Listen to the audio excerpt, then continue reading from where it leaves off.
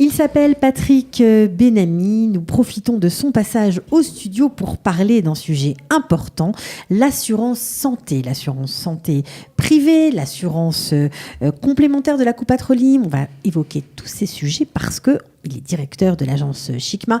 Il est courtier en assurance, c'est un professionnel et donc on profite de son passage ici. C'est parti. Israël, comment ça marche ? Vous allez adorer comprendre Israël. Israël, comment ça marche ? C'est tout de suite sur Studio Kalita.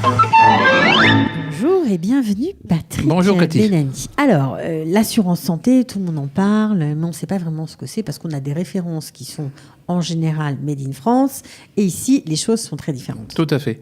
Le système israélien n'a rien à voir avec le système français. D'ailleurs, il n'y a pas de parallèle à faire. Ce sont deux systèmes qui sont complètement différents l'un de l'autre. Ici, le système est basé sur le système qu'on appelle la Coupa Trolim, la caisse maladie, qui offre en général les soins de base. C'est-à-dire les 80% des soins dont on a besoin sont délivrés par la Coupa Trolim.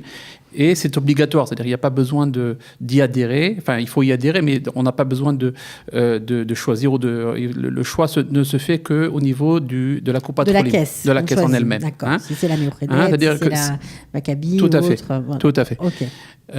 Si vous avez besoin d'un généraliste, d'un spécialiste, de visite médicale, d'intervention chirurgicale, bien sûr, tout ça est pris en charge par la Coupa Trolim. Ok. Alors, les gens se posent toujours la question, est-ce qu'il existe une mutuelle en Israël ?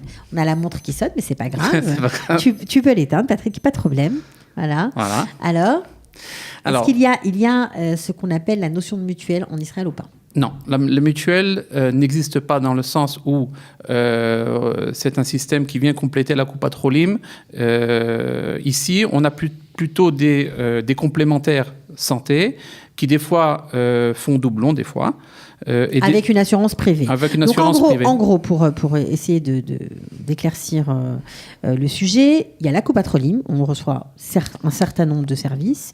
Il y a la complémentaire délivrée par la Coupa Trolim, qui n'est pas une mutuelle. Voilà, qui est facultative. Qui est facultative et qui nous donne accès à d'autres services. À d'autres services. Et on a l'assurance privée qui est également facultative. Donc, d'accord. Alors, pour bien comprendre la différence entre la complémentaire de la Coupa Trolim et une assurance privée, il faut décrire un petit peu ce que chacune propose. Chacune propose, exactement. Voilà. Okay. Donc, comme je vous ai dit, en principe, 80% des soins sont délivrés par la Coupa Trolim. Le problème se pose au niveau du choix des médecins. Parce que nous, les Français, on est un peu gâtés. On a l'habitude d'aller où on veut chez le médecin, quand on veut, voir qui on veut.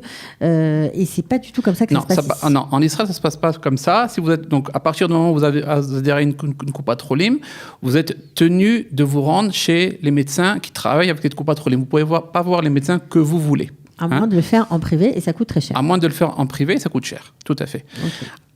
Donc les Coupa Trolim se sont rendus compte de ce problème-là et ont donné la possibilité via donc les complémentaires d'accéder à des médecins privés où l'accès est beaucoup plus rapide que l'assurance de base.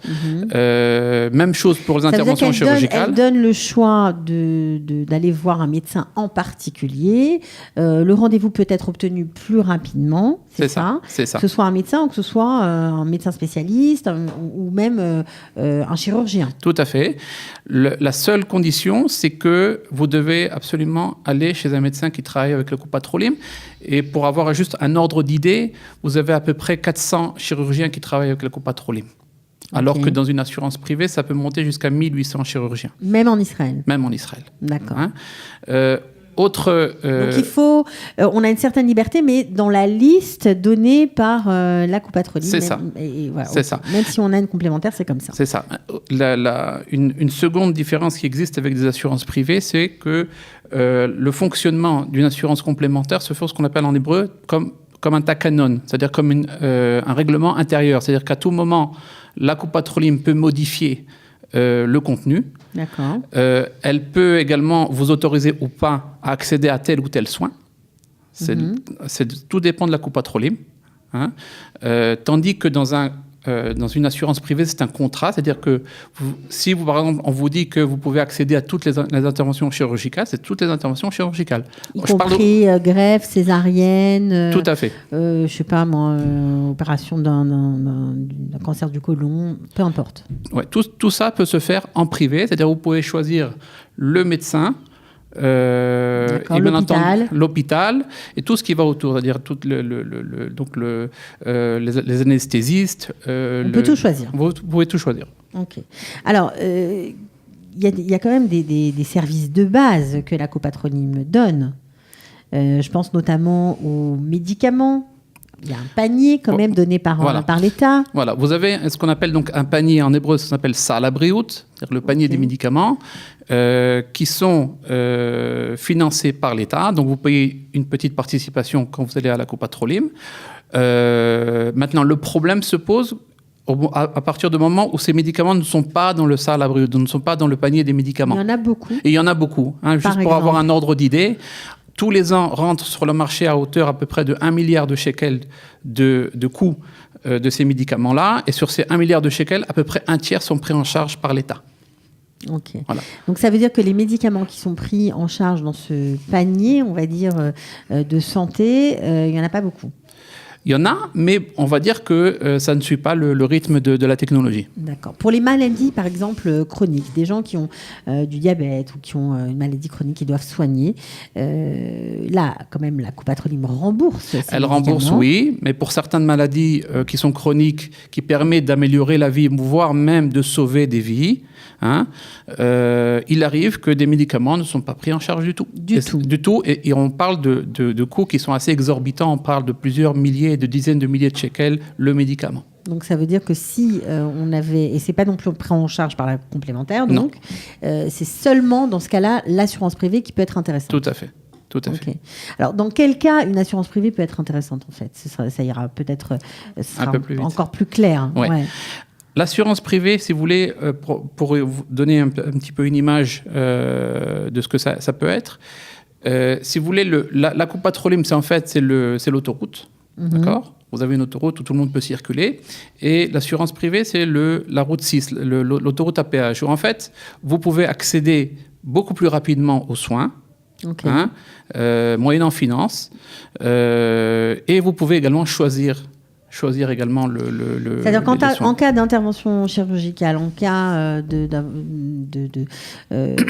situation où on a besoin de médicaments qui ne sont pas dans le panier de santé, ou bien même en cas d'avoir besoin de soins médicaux, un peu de confort, on peut dire ça comme ça ? Oui. Par exemple, pouvez-vous nous donner une idée d'un service de confort qui est pris en charge par l'assurance privée et pas par la copatronyme ? Je vais vous donner donc un exemple au niveau des interventions chirurgicales. Vous avez tout ce qu'on appelle en hébreu machlifé nitoar, tout ce qui concerne donc toutes les interventions qui ne sont pas invasives. C'est-à-dire par exemple, tout ce qui concerne le traitement au laser, tout ce qui concerne les injections. Ces traitements-là ne sont pas du tout pris en charge par la copatronyme. D'accord. Et c'est des traitements qui peuvent coûter plusieurs dizaines de milliers de shekels et qui sont pris en charge par l'assurance. Et qui ne sont pas forcément des traitements d'embellissement. Non, il ne s'agit pas d'esthétique. Il ne s'agit pas d'esthétique. Il s'agit vraiment de pouvoir aujourd'hui être soigné sans passer par la table d'opération. Par exemple, on a parlé en préparant l'émission des varices. Je trouve que c'est un excellent exemple. C'est ça. Les gens qui souffrent de varices, les gens qui souffrent de varices ou hommes ou femmes, aujourd'hui, on peut les traiter par des injections.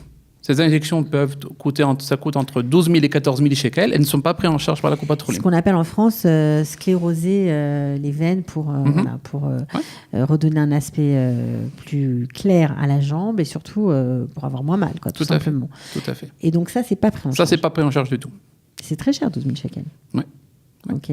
Par contre, une assurance privée, oui. Oui. Vous êtes pris en charge depuis le premier shekel.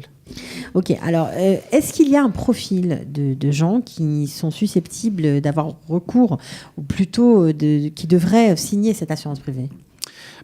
Tout d'abord, étant donné que l'accès à ces assurances tout d'abord, il faut remplir un questionnaire médical. Donc en général, si vous êtes en bonne santé, c'est le moment justement d'adhérer à ces... Mais si vous avez déjà des maladies déclarées, c'est plus compliqué d'être accepté. C'est plus compliqué parce qu'à ce moment-là, on fait ce qu'on appelle une exclusion, c'est-à-dire la compagnie d'assurance ne vous couvre pas des maladies, des problèmes qui sont existants. Et évidemment, l'assurance privée ne couvre pas non plus ni les lunettes, ni les soins dentaires. Tout à fait. Donc, tout à fait. Hein? Donc ça, il faut demander à votre courtier qu'est-ce qui serait préférable. Parce qu'il y a des différences d'une compagnie à une autre au niveau du degré d'acceptation des gens. C'est la raison pour laquelle je travaille avec toutes les compagnies sans exclusion. Et pas avec une ou deux, afin de pouvoir donner le choix aux clients et afin de pouvoir... parce qu'il existe des différences d'une compagnie à une autre. Hein. Vous avez certaines compagnies, par exemple, qui vont... Donc il faut signer, on va dire souscrire, ce sera plus juste, une assurance santé quand on est en bonne santé, une assurance privée, parce que sinon ça ne marche pas. Oui. Ok. Oui. On comprend que...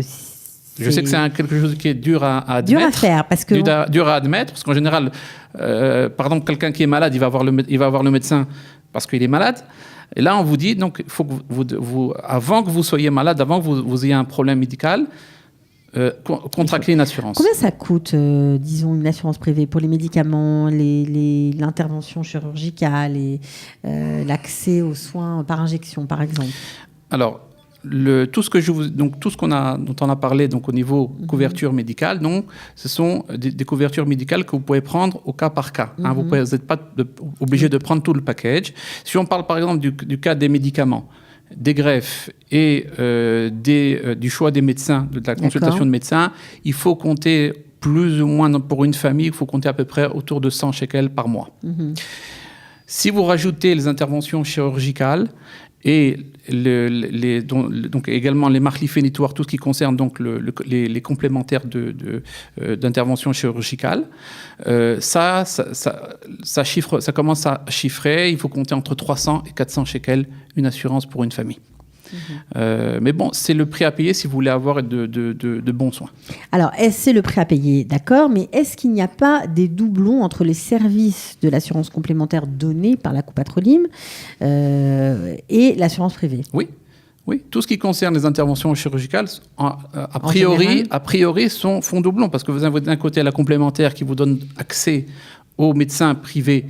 Il faut bien choisir aux interventions chirurgicales en privé. De l'autre côté, vous avez également la même chose auprès des compagnies d'assurance. Mais il faut comprendre que, comme je vous l'ai dit tout à l'heure, la complémentaire ne vous donne droit tout d'abord accès qu'à un certain nombre limité de médecins. Pour vous donner un ordre d'idée, ça vous donne droit par exemple à 400 chirurgiens, alors que dans les compagnies d'assurance, si je prends quelques exemples, vous avez Phoenix qui vous donne droit à 1500 chirurgiens, Menora qui vous donne droit à 1800 chirurgiens. Donc on risque dedans de trouver des médecins francophones. J'imagine que c'est aussi c'est également le but du jeu, de pouvoir trouver un bon spécialiste dans sa langue. Alors, vous n'avez pas parlé des enfants.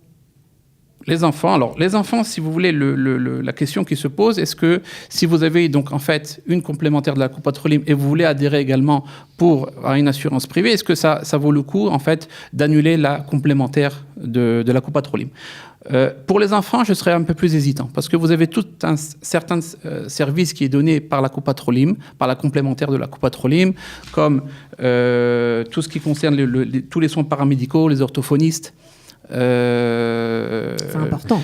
C'est important. Donc ça, vous avez par exemple au travers de la Coupatrolim, les soins dentaires pour les enfants sont pris en charge.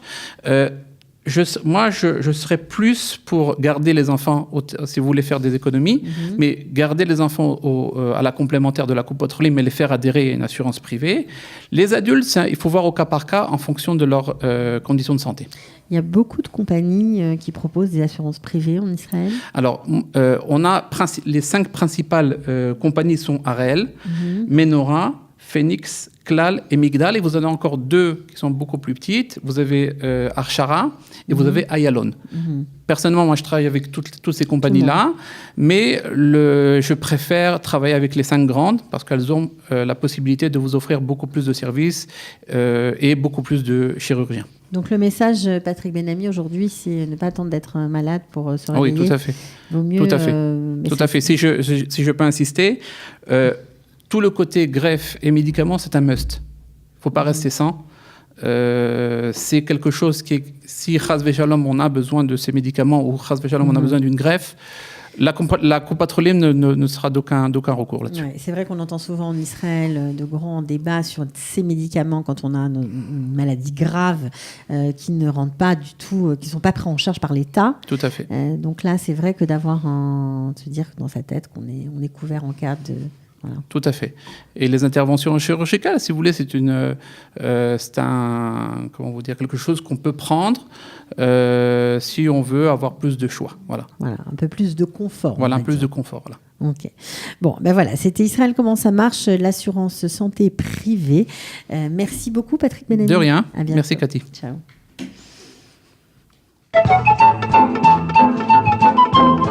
Israël, comment ça marche? Vous allez adorer comprendre Israël. Israël, comment ça marche? C'est tout de suite sur Studio Kalita.